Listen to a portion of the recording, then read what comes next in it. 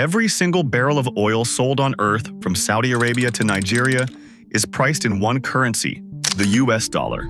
This matters because it gives the United States a special advantage. Other countries need dollars to buy oil and trade with each other. Because of this, the US always has money that everyone wants. This makes it easier for America to borrow money, buy what it needs, and have power in the world, just because it has the dollar. It's like being the only person in a town who sells tickets to the only movie theater. But how did the dollar gain so much power? How did one nation's money become the currency the whole world depends on? After World War II, most countries in the world were struggling. Their economies were damaged, their currencies were weak, and trade was chaotic. But the United States had something almost no one else did: a strong economy and a huge amount of gold. In 1944, Allied countries met at the Bretton Woods Conference and agreed on a new system. They would link their currencies to the US dollar, and the dollar itself was linked to gold in order to make trade simpler. This made the dollar the center of global trade. If countries wanted stability, they needed dollars. Even when the US left the gold standard in 1971, the dollar didn't lose its power. By then, the world was already built around it. The final boost to the dollar's power came with oil. In the 1970s, after the US left the gold standard, it needed a way to keep its currency in demand worldwide. The solution came through agreements with major oil-producing countries, especially Saudi Arabia. The US promised military protection and political support, and in return, Saudi Arabia agreed to price all its oil exports in US dollars.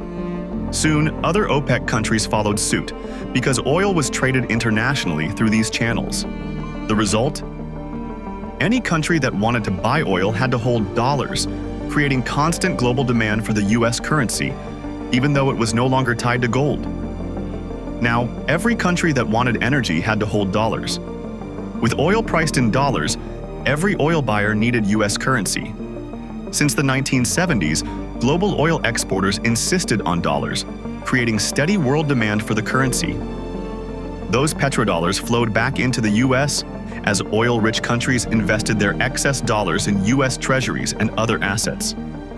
This petrodollar recycling kept oil flowing while maintaining strong global demand for the dollar. This graph shows how dominant the US dollar has been in global trade and finance. From the end of World War II to today, it's remained the main currency the world depends on. But even decades later, the dollar still makes up more than half of all global reserves, meaning that more than half of the world's money is saved, traded, or stored in dollars. This incredible demand keeps the dollar strong and ensures that almost every nation continues to rely on it for trade and stability. But it isn't just oil traders who hold dollar bills. Central banks around the world store dollars as foreign exchange reserves. They hold those green banknotes, or more often, dollar-denominated assets like bonds, as a kind of financial insurance. There are a few big reasons why.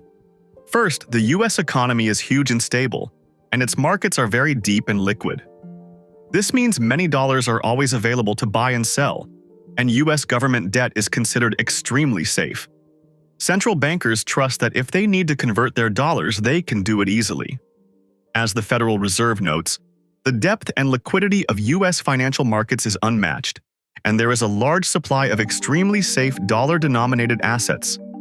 In everyday terms, if you're a banker in a small country, holding dollars is like keeping your savings in a big, well-run bank in the US. It feels secure. Second, countries often need dollars to pay for global trade or debt. International transactions, especially in oil, gas, metals, and even some foods, often end up in dollars. By holding dollar reserves, a country can pay for imports or service debts without scrambling for foreign currency. In practice, many nations park their dollar reserves in US. Today, about 1/3 of all US Treasury bonds are owned by foreign investors. In other words, billions of dollars that other countries hold end up as loans to the US government. This is a two-way street. Foreign governments buy US bonds with their dollar earnings, and the US benefits by borrowing money more cheaply. This graph shows how the composition of global international reserves has evolved from 1900 to 2022. In simple terms, it reveals what assets and currencies the world's central banks held to back their economies. At the beginning of the 20th century, almost all reserves were in gold. That's the large golden section dominating the left side of the graph. But after World War I, countries started to hold more of their reserves in currencies, especially the British pound, shown here in gray, which was the global standard before World War II. After the war, the red bars, representing the US dollar, expand dramatically. This marks the rise of the dollar under the Bretton Woods system, when the US promised to convert dollars into gold. The dollar became the world's main reserve currency.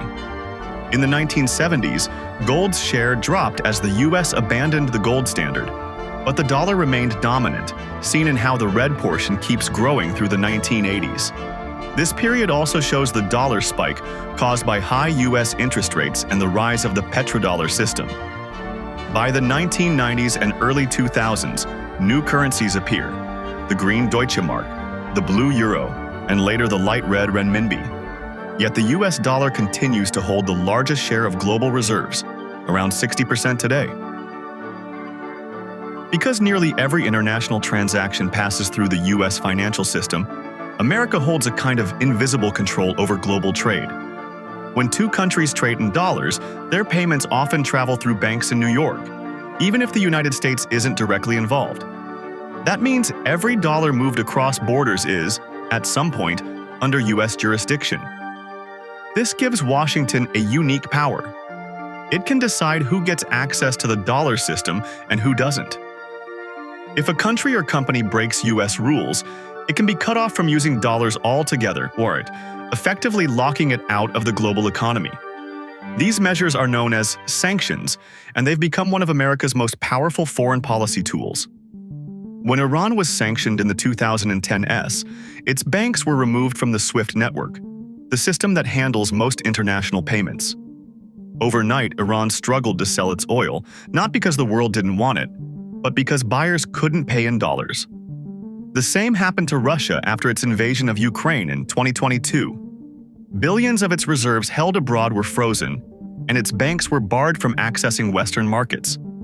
Venezuela, too, found itself unable to trade its oil, as US sanctions blocked companies from sending dollar payments. Even countries that aren't directly targeted often follow these restrictions, because any bank that violates them risks being banned from doing business with the United States, a risk few are willing to take. This creates a system where the dollar gives the US not only economic strength, but also strategic leverage. It can shape the behavior of other nations without firing a single shot. But this power comes with a cost.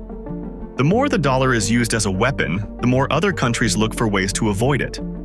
The same system that made the dollar dominant is now pushing some nations to find alternatives, a shift that's quietly reshaping the future of global finance. For decades, the dollar's dominance seemed unshakable. Every country needed it for trade, every central bank stored it for safety, and every crisis made investors run back to it. But as the United States began using the dollar system as a political tool, other nations quietly started looking for a way out. The first serious challenge came from Europe. In 1999, the European Union created the euro, hoping it would become a global rival to the dollar. For a while, it worked. The euro's share of global reserves rose quickly, especially among European trading partners. But the 2008 financial crisis and the Eurozone debt crisis weakened that momentum, reminding the world that the dollar was still the safer bet in times of uncertainty. Then came the rise of China. Over the past 2 decades, China has pushed to internationalize its currency, the yuan, or renminbi, especially in trade with Asia, Africa, and the Middle East. Through its massive Belt and Road projects and energy deals with Russia, Iran, and Saudi Arabia, China began encouraging partners to accept yuan payments instead of dollars. In 2023, for the first time, Chinese companies bought liquefied natural gas from the United Arab Emirates priced in yuan, not dollars. At the same time, the BRICS group, Brazil, Russia, India, China, and South Africa, began discussing ways to reduce dollar dependence. Their development banks started lending in local currencies, and some members have floated the idea of a shared BRICS currency for trade. These moves are still small compared to the scale of global dollar use, but they mark the beginning of a slow diversification away from America's financial system. Even U.S. allies are exploring new options. After the freezing of Russian reserves in 2022, many countries realized that their own savings could be vulnerable if relations with Washington ever soured.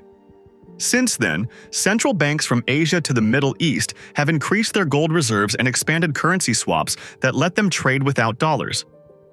And while no single alternative has yet replaced the dollar, together they show a global trend. Nations want more independence. They want to trade, invest, and store wealth without relying entirely on a system controlled by another country. But replacing the dollar is harder than it looks. The world has built its entire financial architecture around it, from oil contracts to debt markets to the systems that settle payments between banks. Even when countries trade in yuan or euros, they often still measure value in dollars. The pushback has begun, but the dollar's network is vast, and no rival yet has the trust, liquidity, and global reach to truly take its place. Even though the dollar remains the world's dominant currency, its supremacy isn't unshakable. The same system that made it powerful also creates vulnerabilities both for the US and for the rest of the world. One major challenge comes from US debt. The government borrows trillions of dollars to fund spending, relying on foreign investors, including central banks that hold dollar reserves, to buy treasury bonds. While this helps finance America's needs at low interest rates, it also means that any loss of confidence in the US economy could ripple across the globe. If investors started selling dollars rapidly, it could weaken the currency and shake markets worldwide. Political instability adds another layer of risk. Repeated debt ceiling battles, government shutdowns, and rising polarization make some investors nervous. Even though the US economy is large and resilient, these events remind the world that the dollar is not invincible.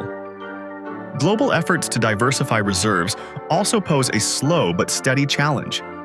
Since 2001, the dollar's share of global reserves has declined from around 72% to roughly 58% today. While it's still the largest single currency, this shift shows that nations are cautiously reducing their dependence, holding more euros, yuan, or gold to spread risk. Finally, technological and financial innovations are slowly changing the landscape. Digital currencies, blockchain-based settlements, and alternative payment systems give countries and companies new ways to bypass traditional dollar channels. They haven't replaced the dollar yet, but they hint at a future where global trade could operate with more flexibility and less reliance on a single currency.